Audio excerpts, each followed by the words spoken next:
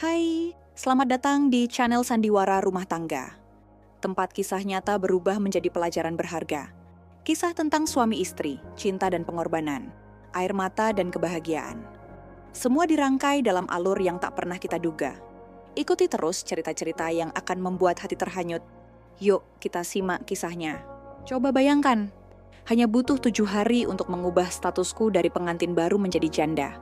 Bagaimana mungkin pernikahan yang dipenuhi doa dan restu berakhir secepat itu? Namaku Rani, usia 24 tahun, yang baru saja merasakan kebahagiaan sesaat di pelaminan.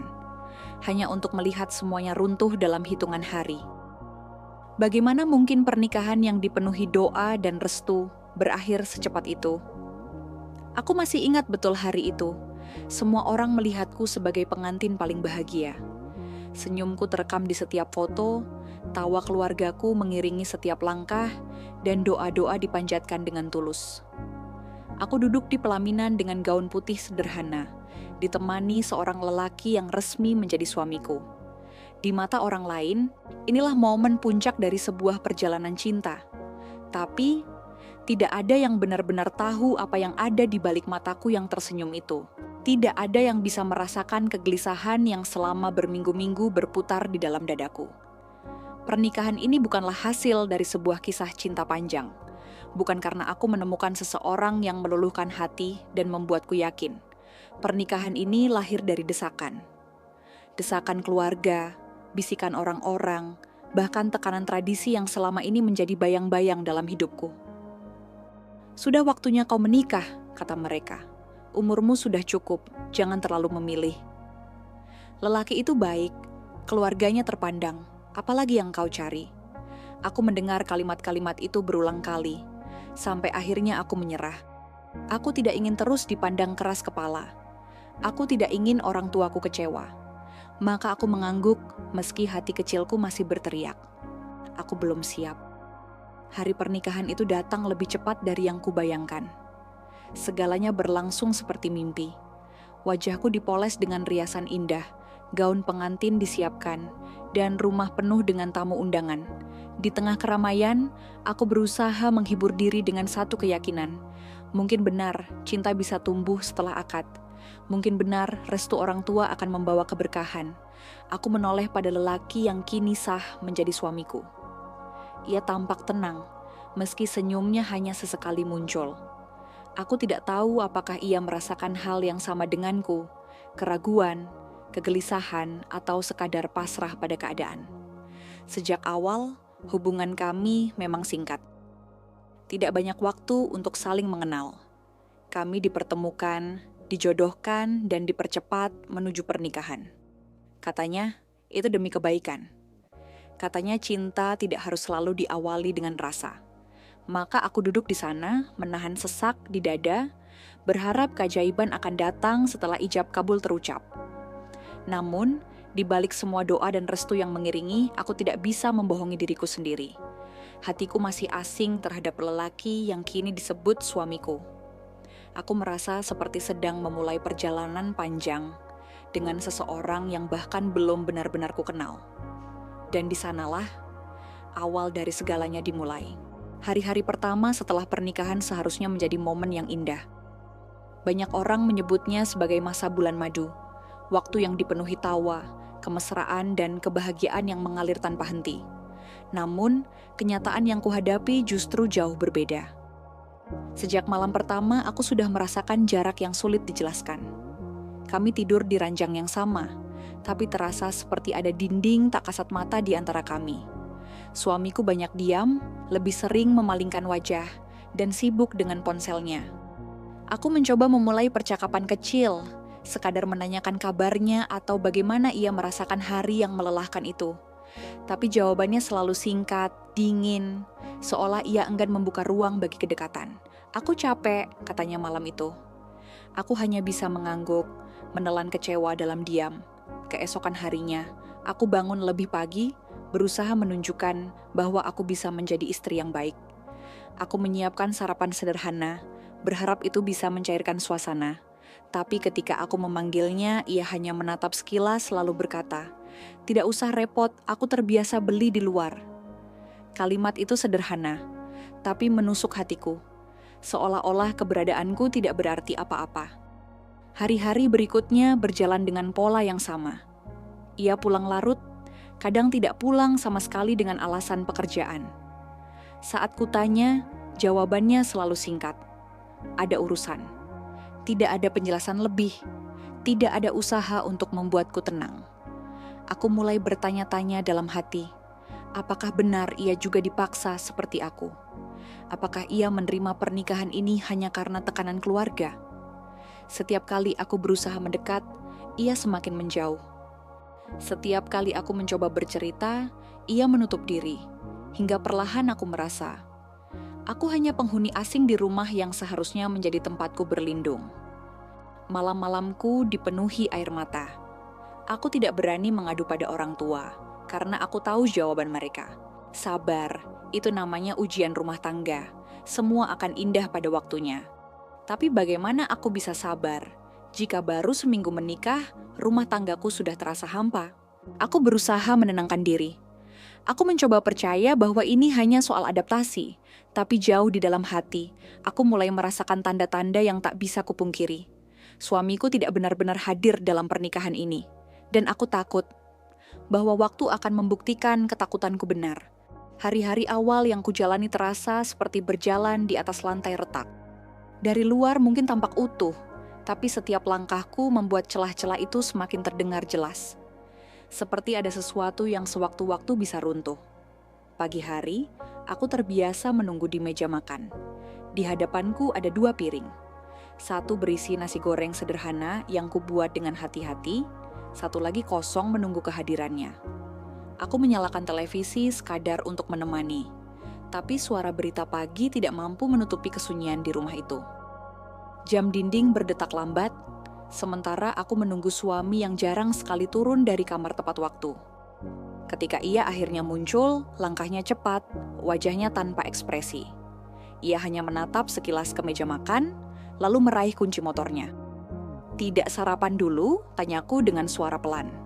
"Tidak sempat, aku terburu-buru," jawabnya singkat, lalu pergi begitu saja. Pintu menutup dengan keras. Suara itu bergema lebih lama dari biasanya, meninggalkan ruangan yang kembali sepi. Aku duduk menatap piring yang masih penuh, lalu pelan-pelan memindahkan nasi itu ke wadah, menahan air mata yang nyaris jatuh. Aku mencoba berpikir positif. Mungkin ia sibuk, mungkin benar-benar terburu-buru. Tapi semakin sering itu terjadi, semakin aku sadar. Bukan waktunya yang terburu-buru, melainkan hatinya yang memang tidak ingin tinggal. Malam itu, aku menunggunya lagi. Jam sudah lewat pukul 10, tapi ia belum pulang. Aku duduk di ruang tamu dengan lampu redup, hanya ditemani dengung kipas angin tua. Setiap kali ada suara motor melewati jalan depan rumah, aku berharap itu dirinya. Tapi lagi-lagi suara itu hanya lewat. Saat akhirnya pintu terbuka, aku segera berdiri. "Sudah makan?" tanyaku hati-hati. Ia hanya melepas jaket lalu menjawab, "Sudah, jangan tunggu aku lagi. Aku tidak suka ditanya begitu." Kalimat itu sederhana, tapi dinginnya menusuk. Aku merasa seperti orang asing yang berusaha menebak perasaan seseorang yang tidak ingin dikenalnya. Malam itu aku memberanikan diri untuk bertanya lebih jauh. Suasana kamar terasa tegang, hanya suara detak jam yang terdengar. Aku menarik napas panjang. "Aku merasa ada yang salah," kataku pelan. "Apa aku melakukan kesalahan?" Ia menoleh, tatapannya kosong. Setelah hening beberapa detik, ia akhirnya berkata, "Aku sebenarnya belum siap menikah." Tubuhku seolah membeku. Kata-kata itu menghantam lebih keras daripada apapun yang pernah kudengar. Aku berusaha tersenyum meski hatiku gemetar. "Kalau begitu, kenapa kita tetap menikah?" tanyaku dengan suara yang nyaris pecah. Ia menghela napas panjang lalu menunduk. "Orang tua, mereka bilang ini yang terbaik. Aku tidak mau mengecewakan mereka." Aku tercekat, jadi benar. Bukan hanya aku yang merasa terpaksa. Kami berdua sama-sama korban keadaan. Bedanya, aku masih mencoba menumbuhkan harapan, sementara ia sejak awal sudah menutup pintu. Sejak malam itu, semuanya berubah. Ia tidak lagi berusaha menjaga jarak dengan halus. Jika pulang, ia memilih tidur lebih awal tanpa sepatah kata. Jika ada masalah rumah, ia selalu menyerahkannya padaku, seolah pernikahan ini hanya sebuah kontrak tanpa ikatan hati. Di hadapan mertua, ia masih bisa tersenyum, bahkan bercanda. Kadang aku bertanya-tanya, mengapa senyum itu tidak pernah ia bagi denganku? Di depan orang tuanya, aku berusaha ikut tersenyum, agar tidak ada yang curiga. Tapi di dalam hati, aku merasa semakin kecil, semakin tak berarti. Aku mulai sering berbicara dengan diriku sendiri di dalam hati. Mungkin aku memang bukan orang yang ia inginkan. Mungkin pernikahan ini hanyalah panggung sandiwara untuk menyenangkan keluarga. Dan aku hanyalah peran tambahan yang tidak pernah diminta hadir. Malam-malamku menjadi saksi air mata yang jatuh diam-diam. Di atas kasur yang seharusnya menjadi tempat berbagi hangat, aku justru merasa seperti terkurung sendirian. Retakan itu semakin jelas, semakin lebar, dan aku tahu, cepat atau lambat dinding ini akan runtuh. Hari-hari berikutnya berubah semakin berat. Retakan yang dulu hanya kurasakan dalam hening, kini semakin terlihat jelas di depan orang lain. Aku masih berusaha menjaga pernikahan ini. Aku menyapa, menyiapkan makanan, merapikan rumah. Tapi semakin aku berusaha, semakin dingin sikapnya. Bahkan, seringkali aku merasa ia sengaja menunjukkan jarak agar aku menyerah. Sampai suatu sore, aku duduk bersama mertuaku di ruang tengah. Suamiku pulang lebih awal hari itu. Wajahnya terlihat kusut. Ia tidak duduk di sampingku, melainkan di kursi lain. Seakan jarak fisik itu perlu untuk memperjelas jarak batin. Mertua menatap kami berdua. Dengan suara hati-hati, ibu mertuaku berkata, "Kalian ini baru menikah, tapi ibu sudah lihat ada yang tidak beres." Ada apa sebenarnya? Aku menunduk, bingung harus menjawab apa. Tapi suamiku justru bicara dengan datar, tanpa ragu. Aku tidak bahagia. Aku rasa pernikahan ini tidak bisa dipaksakan. Kata-kata itu membuat tubuhku gemetar. Aku menoleh menatapnya, mencari sedikit harapan di matanya, tapi yang kutemukan hanyalah dingin dan lelah. "Jangan bicara sembarangan," tegur ayah mertuaku. "Pernikahan itu bukan mainan. Tidak bisa baru sebentar sudah bicara cerai." Namun suamiku tetap tenang. "Aku tidak pernah ingin menikah dari awal. Aku sudah bilang aku belum siap. Tapi kalian memaksa. Dan sekarang, lihat hasilnya. Ruangan itu hening, hanya suara jam dinding yang terdengar, seperti menertawakan rapuhnya ikatan kami." Aku mencoba berbicara, suara bergetar. "Aku masih ingin berusaha. Mungkin kita hanya butuh waktu untuk saling mengenal." Tapi suamiku menggeleng. "Tidak ada yang bisa dipaksakan. Aku tidak ingin membuang waktuku atau membuang waktumu." Kata-kata itu menusuk lebih dalam daripada pisau. Seakan ia baru saja menghapus semua doa, semua janji, semua restu yang pernah diucapkan di hari pernikahan. Malam itu aku tidak bisa tidur. Aku menatap cincin di jariku, bertanya pada diri sendiri, apakah semua ini hanya sandiwara keluarga? Apakah aku memang tidak pantas mendapatkan cinta yang tulus? Keesokan harinya, keputusan itu semakin nyata. Suamiku pulang membawa selembar kertas. Ia meletakkannya di meja tanpa menatapku. "Ini draft pengajuan cerai. Lebih cepat lebih baik daripada kita sama-sama menderita." Tanganku gemetar menyentuh kertas itu. Hanya seminggu sejak hari pernikahan, dan kini aku sudah dihadapkan pada akhir. Tidak ada ruang untuk negosiasi, tidak ada peluang untuk memperbaiki. Semua sudah diputuskan sepihak. Aku duduk lama di kamar, mencoba menahan air mata. Rasanya seperti ditinggalkan di tengah jalan. Padahal aku baru saja memulai perjalanan panjang. Di luar kamar, aku bisa mendengar suara ibu mertuaku terisak, kecewa pada anaknya. Tapi tidak ada yang bisa mengubah hatinya. Ia sudah mantap dengan keputusannya. Hari itu, untuk pertama kalinya dalam hidupku, aku merasakan betapa hancurnya kata yang singkat itu. Cerai. Kata yang tak pernah kuinginkan, tapi dipaksa masuk dalam hidupku begitu cepat. Hari itu, aku resmi menyandang status baru. Janda. Sebuah kata yang terasa asing, sekaligus berat. Tidak pernah kubayangkan, hanya 7 hari setelah pernikahan, aku sudah harus menerima gelar yang selama ini sering kuanggap sebagai aib dalam masyarakat. Aku kembali ke rumah orang tuaku dengan langkah gontai. Sambutan mereka penuh kasih, tapi tidak mampu menutupi rasa malu yang terus menekan dadaku. Aku merasa gagal, merasa tidak pantas menatap wajah mereka. Ibu memelukku erat. "Tidak apa-apa, Nak. Kau tidak salah. Tidak semua pernikahan bisa dipertahankan, tapi air mataku tetap mengalir. Aku tidak hanya kehilangan suami, aku juga kehilangan mimpi tentang rumah tangga, kehilangan harapan yang selama ini kubangun. Malam-malamku berubah sunyi. Jika dulu aku masih menunggu pintu terbuka, kini aku hanya menatap kosong ke langit-langit kamar. Suara-suara dari luar rumah, anak-anak kecil bermain, motor lewat, tetangga bercakap, terdengar jauh. Seakan dunia terus berjalan tanpa peduli aku sedang hancur. Yang paling menyakitkan adalah tatapan orang-orang. Tetangga, kerabat, bahkan teman lama. Ada yang terang-terangan bertanya, "Kok cepat sekali?" Ada pula yang berbisik-bisik, seolah-olah hidupku kini hanyalah bahan gosip. Aku berusaha tersenyum, pura-pura kuat, tapi di dalam hati aku merasa terpuruk.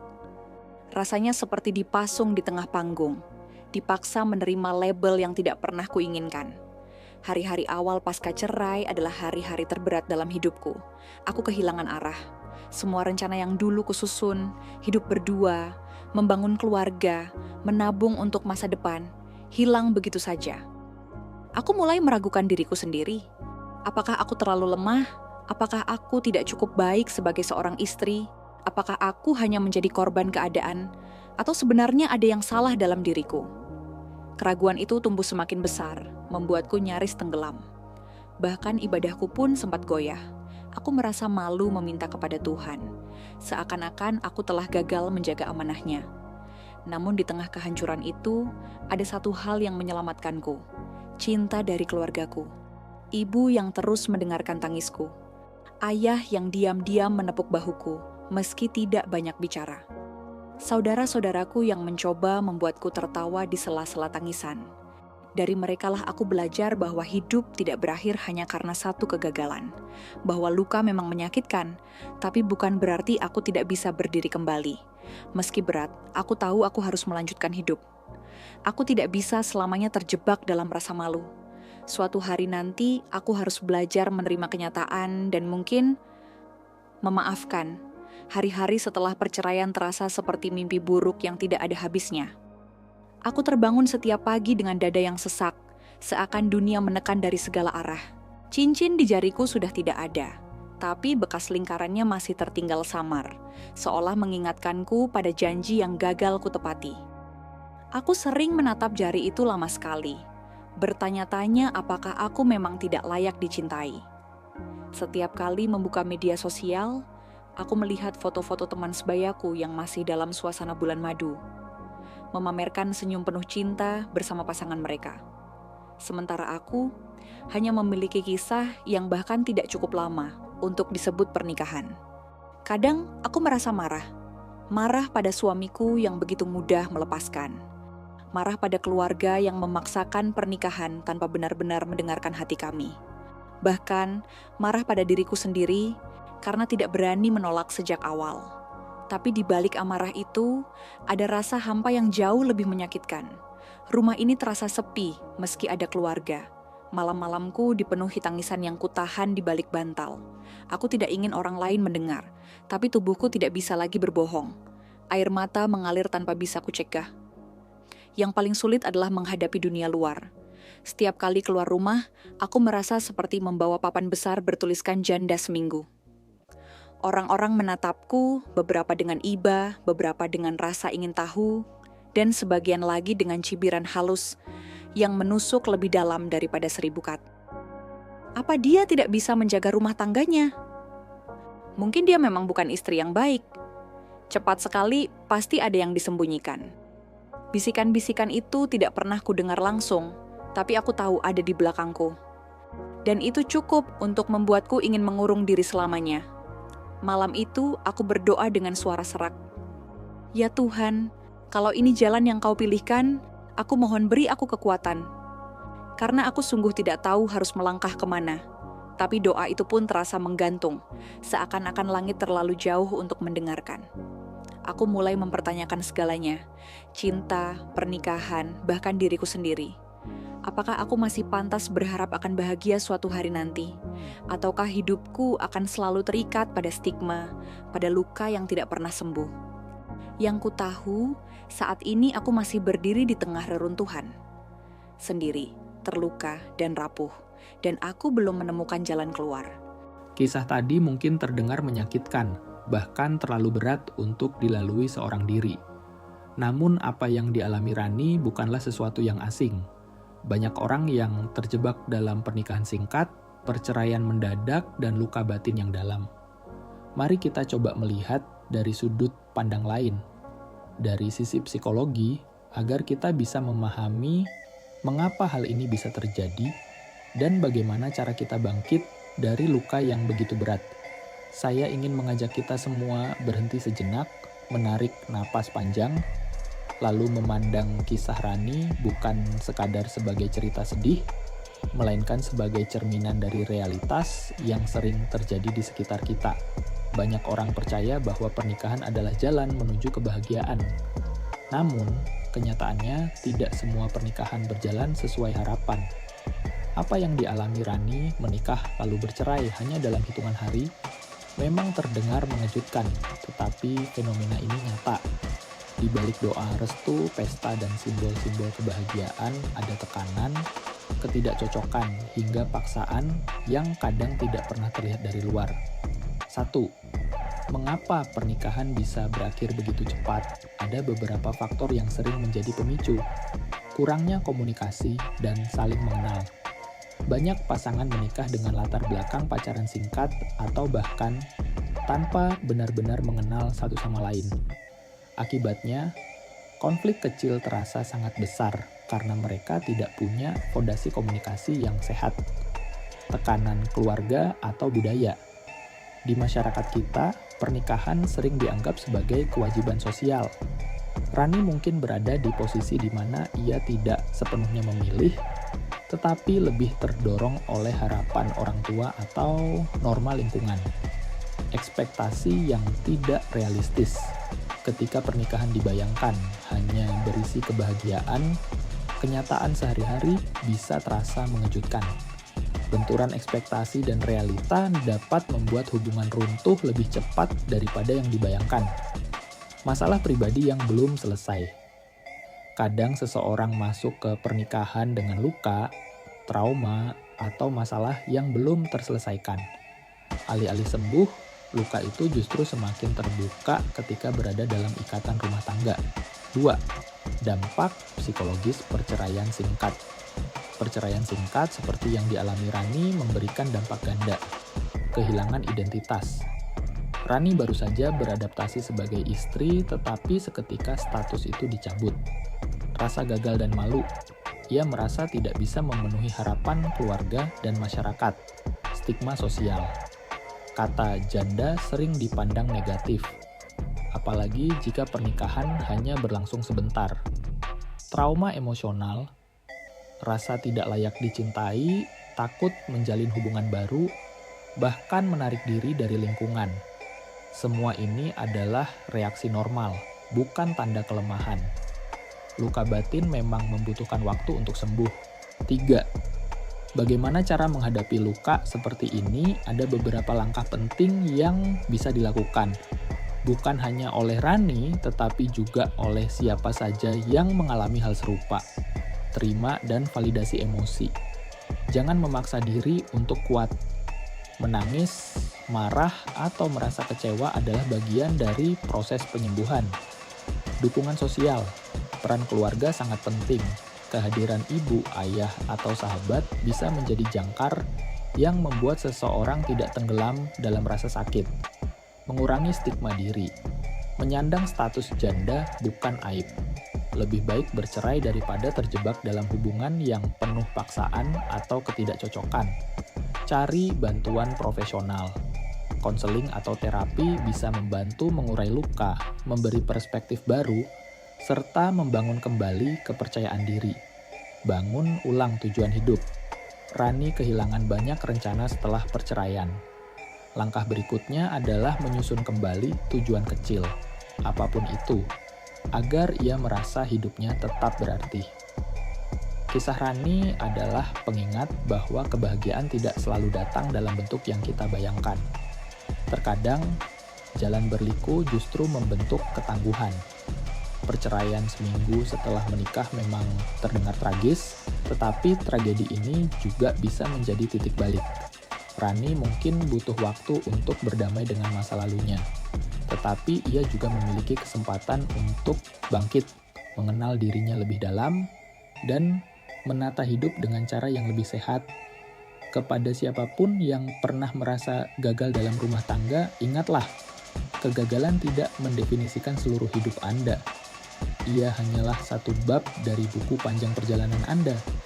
Luka akan sembuh, stigma akan pudar, dan pada akhirnya Anda akan menemukan kekuatan yang tidak pernah Anda sadari sebelumnya. Mari kita belajar dari kisah Rani, bukan untuk meratapi, melainkan untuk memahami bahwa setiap luka adalah ruang bagi kita untuk tumbuh.